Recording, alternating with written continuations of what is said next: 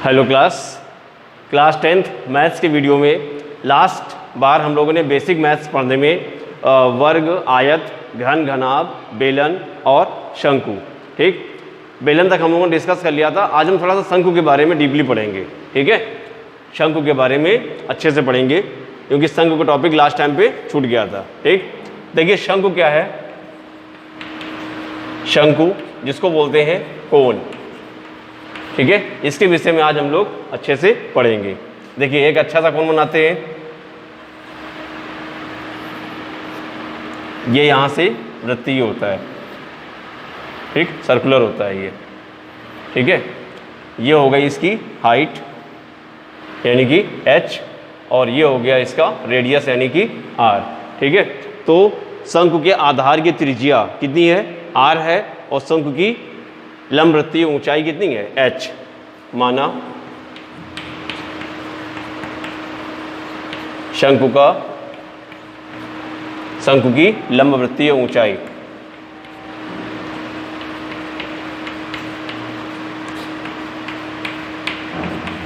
कितनी है, h, और आधार की त्रिज्या, शंकु की आधार की त्रिज्या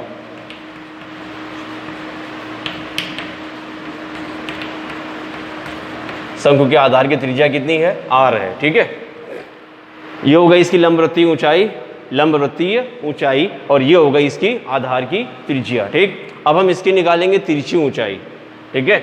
क्या निकालेंगे, तिरछी ऊंचाई, शंकु की तिरछी ऊंचाई। तिरछी ऊंचाई को हम लोग बोलते हैं स्लैंट हाइट। क्या बोलते हैं, स्लैंट हाइट। ये होता है हमारा L, ठीक है। ये हो गया इसका L। देखिए अब यहां पर हम लगाएंगे पाइथागोरस प्रमेय। क्या लगाएंगे, पाइथागोरस प्रमेय। अगर इसको त्रिभुज का नाम दें तो ये A हो गया, B हो गया, C हो गया और ये D पॉइंट हो गया। तो त्रिभुज ADC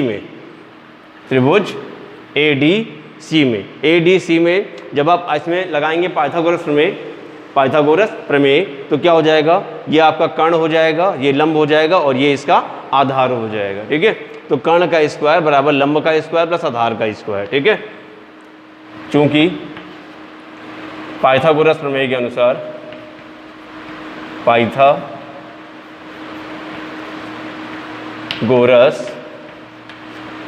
पाइथागोरस प्रमेय के अनुसार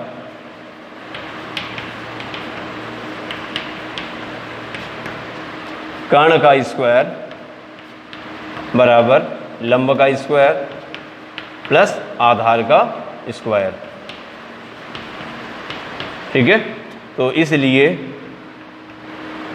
देखिए दो बिंदी ऊपर होती है, एक बिंदी नीचे होती है, तो ये चूंकि होता है। और जब एक बिंदी ऊपर है, दो बिंदियां नीचे हो तो वो इसलिए होता है। इसलिए L स्क्वायर बराबर h square plus r square, ठीक है। तो L बराबर निकल आता है आपका अंडर रूट, यहाँ से स्क्वायर हट जाएगा, यहाँ पे रूट लग जाएगा, h square plus r square. ये निकल आता है इसका तिरछी ऊंचाई का फॉर्मूला, ठीक है। ये हो गया इसका शंकु की तिरछी ऊंचाई का फॉर्मूला, ठीक। अब हम निकालेंगे इसका आयतन, ठीक है। शंकु का आयतन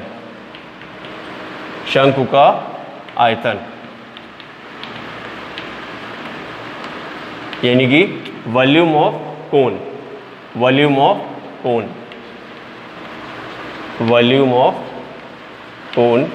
ये आपका हो जाएगा बेटा 1/3 पाई r स्क्वायर h। ओके, कितना हो जाएगा 1/3 पाई r स्क्वायर h, ठीक। इसको याद करने का तरीका बहुत आसान है। याद करने के तरीके में क्या है, हम लोग ने पहले पढ़ा था बेलन का आयतन, ठीक है। तो बेलन का आयतन था आपका आधार की परिधि गुणे ऊंचाई, ठीक, सॉरी आधार का क्षेत्रफल गुणे ऊंचाई। तो पाई r स्क्वायर था, वो कितना था, पाई r स्क्वायर h। अब ये हो जाता है इसका 1/3 पाई r स्क्वायर h, ठीक है। 1/3 पाई r स्क्वायर h यानी कि बेलन के आयतन का 1/3, ठीक है। बेलन के आयतन का कितना, 1/3, 1/3। बेलन के आयतन का 1/3 होता है आपका शंकु का आयतन, ठीक है। शंकु का आयतन यानी कि वॉल्यूम ऑफ कोन कितना हो गया 1/3 पाई r स्क्वायर h। अब हम निकालेंगे इसका वक्र पृष्ठीय क्षेत्रफल, शंकु का वक्र पृष्ठीय क्षेत्रफल, शंकु का वक्र पृष्ठीय क्षेत्रफल यानी कि curved surface area, curved surface area of cone, ये आपका होता है पाई आर एल। ओके, क्या होता है? शंकु का वक्र पृष्ठीय क्षेत्रफल यानी कि कर्व्ड सरफेस एरिया ऑफ कोन। वक्र पृष्ठीय क्षेत्रफल को हम लोग बोलते हैं कर्व्ड सरफेस एरिया यानी कि CSA बोलते हैं इसको शॉर्ट फॉर्म में। क्या बोलेंगे?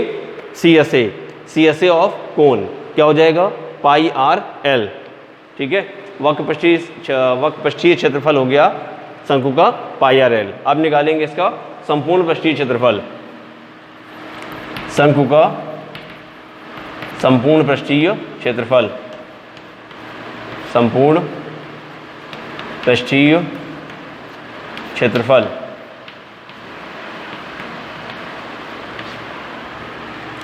शंकु का संपूर्ण पृष्ठीय क्षेत्रफल यानी कि total surface area of cone, total surface area of cone, ये हो जाएगा आपका पाई आर ब्रैकेट में एल प्लस आर। ठीक है, pi r l plus r. L क्या है? एल यहाँ पर तिरछी ऊंचाई है। ठीक, तिरछी ऊंचाई यहाँ पे भी है और यहाँ पे भी है, जो हमने यहाँ पर निकाली है कितनी? एल बराबर √h² प्लस आर स्क्वायर। ठीक है, एल बराबर √h² प्लस आर स्क्वायर, ये हो गई इसकी स्लैंट हाइट यानी कि तिरछी ऊंचाई। वही आप मान यहाँ पर लगा सकते हैं। ठीक है, वैसे तो ये सारे फॉर्मूले बन के आते हैं, जनरेट होके आते हैं, लेकिन ये रिवीजन वीडियो है, इसीलिए बस तुरंत हम केवल फॉर्मूले अपने रिवाइज करेंगे जिनका आगे चल के यूज होने वाला है। ठीक है, तो ये हो गया आपका शंकु का संपूर्ण पृष्ठीय क्षेत्रफल। ठीक, इसको नोट कर लीजिए अच्छे से।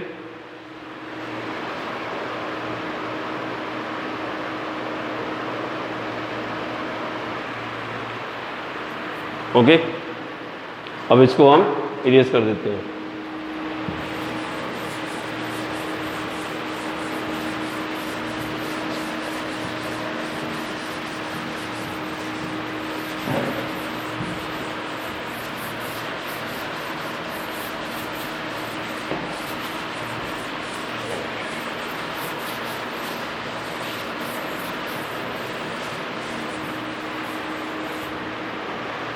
ठीक है, अब हम थोड़ा सा रिवीजन करते हैं मध्य बिंदु प्रमेय का। ठीक है, मध्य बिंदु प्रमेय हम लोगों ने पढ़ी थी, उसी का हम थोड़ा सा रिवीजन कर लेते हैं कि वो प्रमेय क्या है। ठीक है, फिगर्स के बारे में हम लोग पूरा डिस्कस कर चुके हैं मैथ सेकंड में, तो आज हम पढ़ेंगे मध्य बिंदु प्रमेय। बहुत शॉर्ट डिस्क्रिप्शन पढ़ेंगे, एकदम शॉर्ट में, कि मध्य बिंदु प्रमेय क्या थी। मध्य बिंदु प्रमेय क्या थी? एक त्रिभुज, ठीक, इसकी किन्हीं भी दो भुजाओं के मध्य बिंदुओं को ले लिया। मान लिया ये इसका मध्य बिंदु है और ये इस भुजा का मध्य बिंदु है। ठीक है, इस भुजा का मध्य बिंदु ये है, इस भुजा का मध्य बिंदु ये है। इसका नाम डाल दिया ABC। ठीक है, तो इसका ये मिड पॉइंट है, यानी कि ये भुजा इसके बराबर है। मान लिया इसका ABC D और E हो गया। ठीक है, DE इसके मध्य बिंदु हो गए, तो और ये भुजा इसके बराबर हो गई। तो DE जो लाइन आती है आपकी, DE भुजा, वो BC के समांतर होगी और लंबाई में इसकी आधी होगी। ठीक है, ये है आपकी मध्य बिंदु प्रमेय जो हम लोगों ने पिछले बार पढ़ी हुई थी। ठीक, मध्य बिंदु प्रमेय क्या कहती है? यदि किसी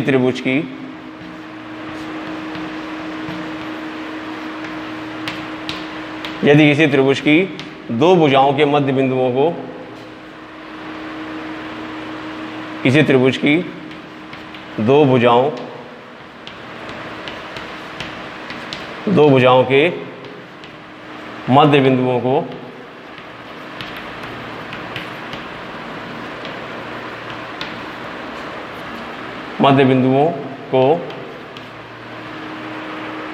किसी, इसका यदि हटा दीजिए, यदि हटा देंगे इसमें। ठीक, किसी त्रिभुज की दो भुजाओं के मध्य बिंदुओं को मिलाने वाला रेखाखंड,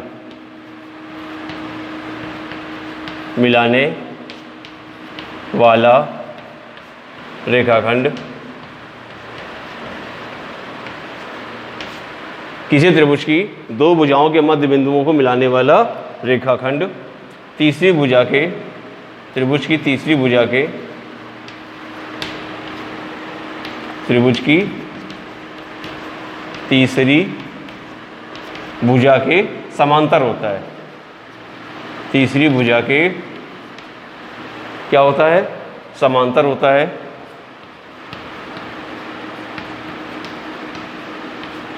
समांतर होता है तथा लंबाई में उसका आधा होता है।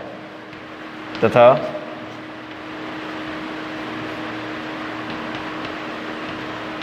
लंबाई में उसका आधा होता है। किसका आधा होता है? तीसरी भुजा का। ठीक है, लंबाई में उसका आधा होता है।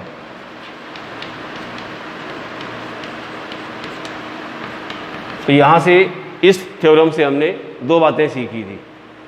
ओके, इस थ्योरम से हमने दो बातें सीखी। मान लिया एक त्रिभुज की भुजा ए बी है, इसका मिड पॉइंट डी है, और एक त्रिभुज की भुजा ए सी है, इसका मिड पॉइंट ई है। ठीक, तो डी और ई इस ए बी और ए सी के मिड पॉइंट हो गए। जब हम डी और ई को मिलाएंगे तो जो डी ई रेखाखंड आएगा, ठीक, डी ई रेखाखंड वो तीसरी भुजा के समांतर होगा। तीसरी भुजा के क्या होगा? समांतर, यानी कि D E parallel B C. यहाँ से हमने एक चीज़ सीखी थी, क्या? कि D E parallel B C. ठीक है, और इसके समान तीसरी भुजा के समांतर होगा और लंबाई में इसका आधा होगा। ये रेखाखंड जो डी ई आया है ये बी सी का क्या होगा? आधा होगा। ठीक, तो D E parallel B C हमने पहली बात सीखी थी, और दूसरी बात सीखी थी D E is equal to half B C. ठीक है, ये दो बातें हमने यहाँ से सीखी थी। पहली D E parallel B C और दूसरी D E is equal to half B C. ठीक, तो ये आपका छोटा सा रिवीजन था मध्य बिंदु प्रमेय का। ठीक, इसको थोड़ा सा क्विक रिवीजन कर लीजिएगा सभी लोग। ठीक है, चलिए बस आज के लिए इतना ही रखते हैं।